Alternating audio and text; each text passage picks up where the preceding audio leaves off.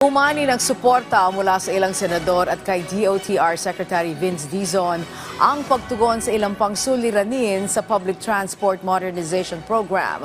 Ang sentro ng balita niya mula kay Daniel Manalastas.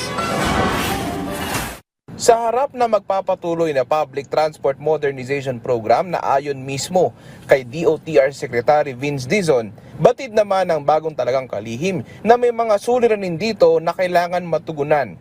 Sabi ni Dizon, malaking issue sa kanya ang kapakanan ng mga driver. Kailangan daw siguraduhin ang sitwasyon ng mga ito na baka anya maghirap lalo, bagay na hindi raw niya papayagan.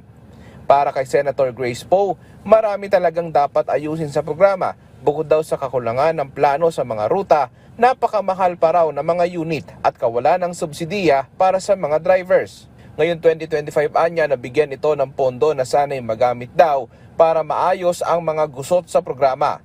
Panahon na anya para pakinggan ng DOTR ang hinaing ng mga tsuper at mananakay at ayusin ang daan para sa makataong modernisasyon ng ating transport sector. Daniel Manalastas para sa Pambansang TV sa Bagong Pilipinas.